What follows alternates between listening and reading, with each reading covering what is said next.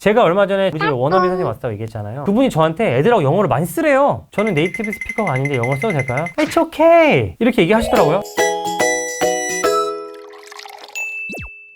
영어 교육하고 수학 교육을 항상 제가 비교를 많이 하는데 한국의 영어 교육은 진짜 많이 바뀌었거든요. 근데 수학 교육이 진짜 안 바뀌었어요. 일단 얘기를 하기 전에 수학이 왜 언어라고 하는 걸까라는 것에 대해서 많은 분들이 생각을 잘 못 해보신 것 같은데, 언어라는 게 결국 의사소통을 하기 위한 거거든요. 우리가 똑같은 현상을 보고 똑같은 언어를 쓰는 사람은 거의 똑같이 얘기를 해야 되는 거예요. 수학이 마찬가지예요. 어떤 사람이 10분 동안 10km를 갔어요. 근데 어떤 사람은 30분 동안 15km를 갔거든요. 누가 더 빠른 건가요? 10분 동안 10km를 간 사람이 더 빠르죠. 빠르다는 말을 쓰는 것 자체가 뭐를 염두에 두고 있냐면 현상을 수학적으로 이미 해석을 하고 있는 거예요. 우리는 이미 수학을 언어로서 활용을 하고 있는 건데 인식을 못 한다는 거죠. 그러면 수학도 결국은 서로 의사소통하기 위해서 만든 게 수학이라는 언어가 되는 거죠. 그럼 이 모양을 우리는 뭐라고 해요? 삼각형이라고 한다. 삼각형이라는 말을 쓰면 쓸수록 우리가 그거에 대한 깊이가 깊어졌어요. 정의란 무엇이고 가지고 있는 특성은 무엇이고 이런 것들에서 우리가 연구를 많이 했잖아요. 수학을 언어로 표현하면서 그거를 활용한 여러 가지 지식들이 파생이 되고 있는 거죠. 언어의 역할을 하고 있는 거예요, 수학이. 영어는 최근에 어떻게 하려고 하냐면은 어렸을 때 영어를 노출시키려고 엄마 아빠들이 굉장히 노력을 많이 하세요. 제가 아는 분은 애를 데리고 방학 되면 한 달 동안 캠프를 가요. 거기서 영어를 써보고 하는 과정이 이 영어를 쓰는 데 있어서 영향을 많이 미칠 거라고 생각을 하는 거예요. 왜? 언어는 그런 거니까. 최대한 애가 영어를 네이티브에 가깝게 생각할 수 있도록 만들어주는 게 우리의 영어 교육의 목표예요. 아마 그게 입시에 연관이 안 된다고 생각하면 지금처럼 열심히 하지 않으실 거예요. 그런데 유달리 수학은 거의 변하지 않았어요. 진도를 빨리 빼고 이런 게 우리나라의 트렌드가 안 바뀌었어요. 수학을 언어로 받아들이지 못하는 이유가 두 가지가 있는데, 첫 번째는 수학을 써먹을 데가 없다고 생각해요. 물건값 계산만 하고 거스름돈 거슬러주고 이 정도만 하면 되지 미분적분 그거 써먹냐? 라고 사람들이 생각을 하는 거예요. 대학만 잘 들어가면 이렇게 생각을 하거든요. 요즘 시대는 그런 시대가 아니에요. 알고리즘을 이해해야지 돈을 벌 수 있는 시대가 됐고요. 열심히 하면 되는 시대가 아니라 내 고객이 누구고 내가 가진 자원을 잘 분배해서 어떻게 홍보를 해야 이렇게 많은 사람들에게 효과적으로 홍보할 수 있는지를 우리가 고민을 직접 해야 되는 그런 시대가 됐어요. 수학을 잘하는 사람과 수학을 못하는 사람의 차이가 엄청나게 발생하는 시대가 돼버렸다는 거죠. 요즘에는 내가 음식점을 잘 차리면 사람들이 와서 맛있게 먹고 가는 시대가 아니고 어떻게 그거를 활용해서 어떻게 홍보하고 이런 것까지 계산해야 되는 시대가 돼버린 거죠. 우리는 수학을 엄청나게 써먹고 있어요. 게다가 우리의 경쟁 상대는 이제 국내가 아니에요. 외국에 있는 사람들까지 경쟁을 해야 되고 AI라는 새로운 도전에 직면해 있습니다. AI는 그 자체가 수학이거든요. 우리는 수학을 모르면 정말 살아남을 수 없는 그 시대에 살고 있어요. 두 번째는 뭐냐면 사람들이 착각하는 게 수학은 똑똑한 애들이 하는 거다. 영어는 집에서 엄마 아빠들이 노출을 시켜주려고 노력을 많이 해요. 그런데 수학은 그렇게 하지 않아요. 왜? 수학은 똑똑한 사람들이 하는 거기 때문에 내가 가르칠 수 없어. 영어나 언어나 국어는 독서, 토론 이런 거는 내가 가르칠 수 있는데 수학은 잘 가르치는 사람한테 보내야 된다는 거예요.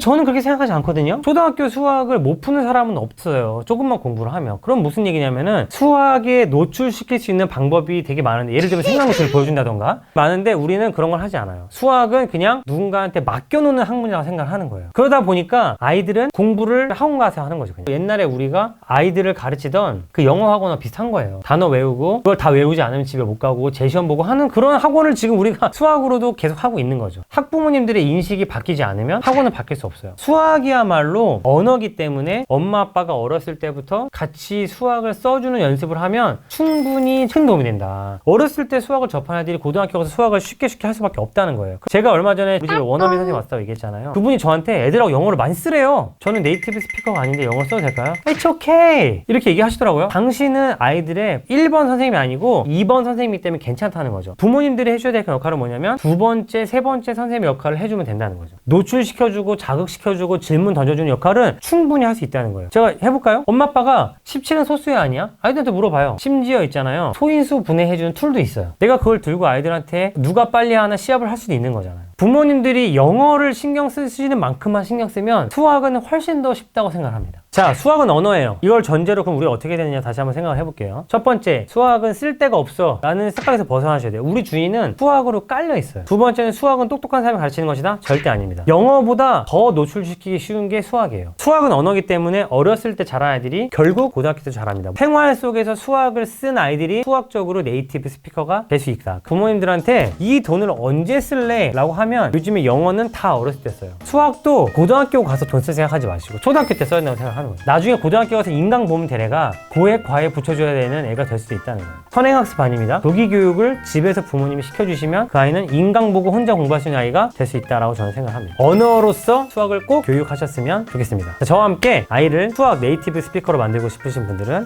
구독, 좋아요, 알림 설정